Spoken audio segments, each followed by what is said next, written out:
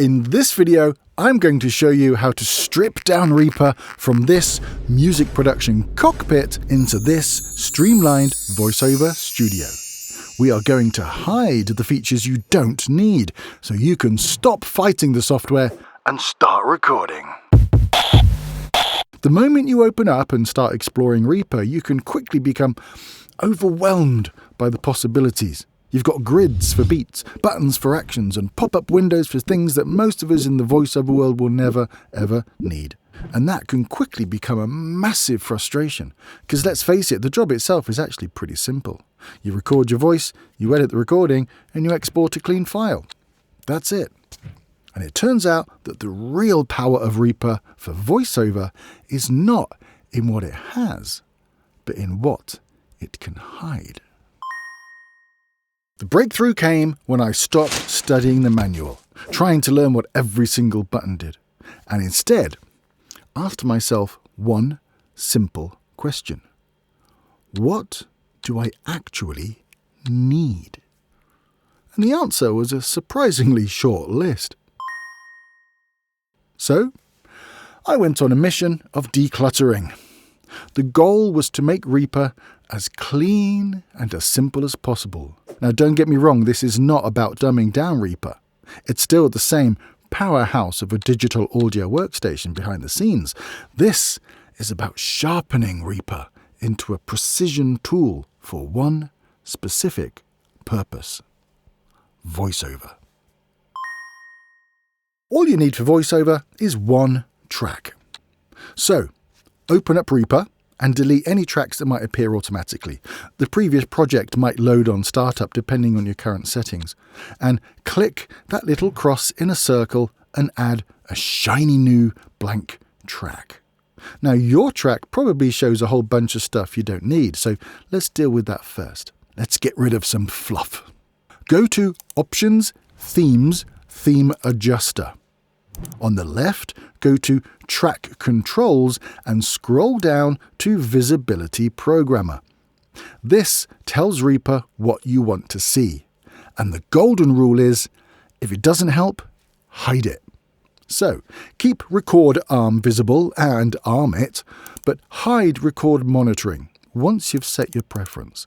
Then, go ahead and hide the rest. Mute solo, routing, panning, phase, labels, get rid of them all. Keep FX and meter values visible, you'll need them. And personally, I keep track input visible as well because I've got a couple of mics I swap between, but you can hide it if you like. One more little detail is meter width. The default is a bit narrow for my liking, so I have mine set to about 60 pixels. You'll need that to monitor your mic input level. OK, you can close that now and your track control panel is ready to go.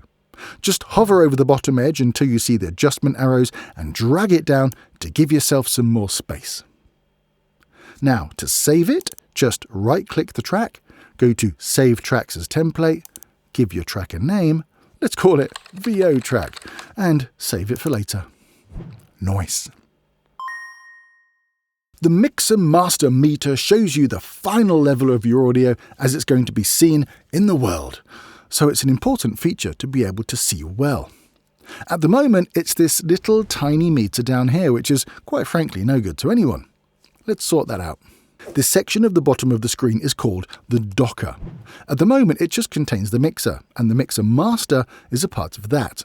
What you want to do is move that mixer master so that it's at the side and fills the whole screen top to bottom so you can actually see what's going on. What you need to do is right-click anywhere in the Docker and go to Master Track at the top and change it from Show in Mixer to Show in Docker. You'll see that you now have two tabs in the Docker, Mixer and Mixer Master.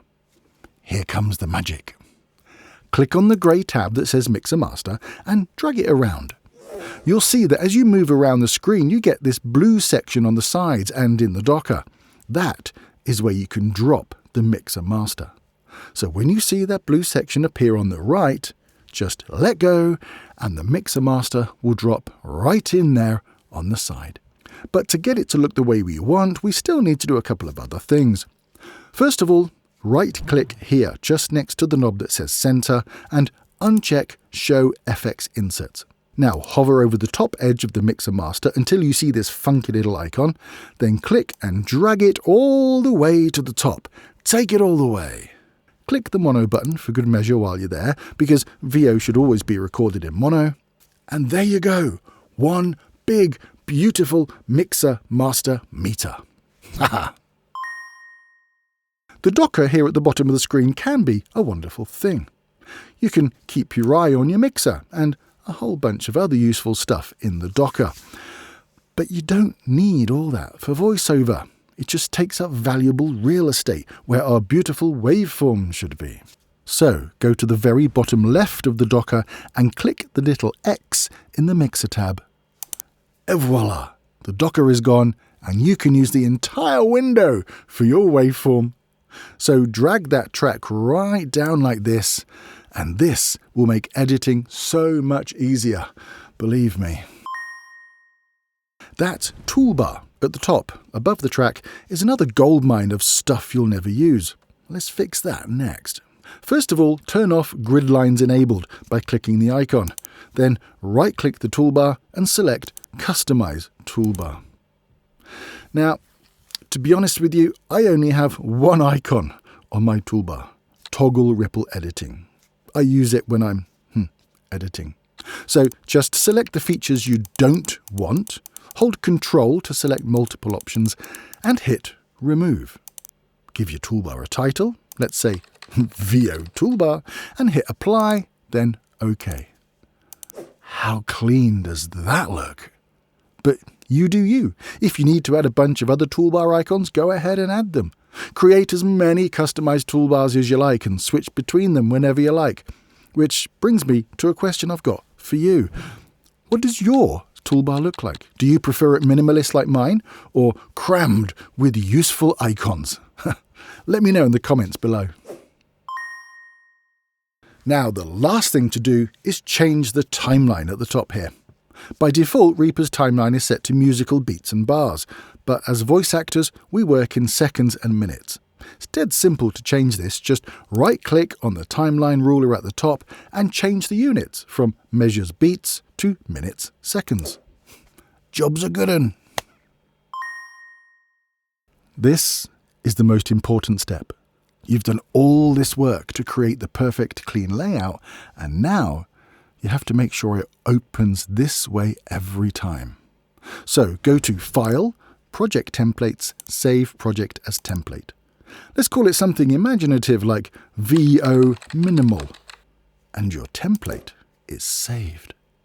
Now one more final step to make it your default. Go to Options, Preferences, or hit the keyboard shortcut Ctrl-P. In the list on the left, go to Project, and at the top you'll see the project settings. When creating new projects, use the following project file as a template. Click Browse and select your VO Minimal template you just saved. Now Reaper will always look like this when you create a new project. And here's a top pro tip for you. While you're here, check the box that says Prompt to Save on New Project. This will make sure that every time you open up a new project, Reaper will tell you to name and save your project before you even start. This has saved me more times than I care to count. Click Apply and OK, and you're done. And from this point forth, Reaper will always open up into your clean, efficient workspace ready to record. So there you have it. By embracing a little digital decluttering, you can turn Reaper from an overwhelming music factory into a lightning-fast, purpose-built tool for VoiceOver. No fancy plugins, no complicated scripts. Just remove the noise to reveal the powerful, efficient machine underneath and let yourself focus on what really matters: your performance and your story. And for the perfect workflow, click here to watch my 16-minute guide to using Reaper for VoiceOver. And don't forget to hit like and subscribe for more Reaper tips and tricks and other VoiceOver shenanigans.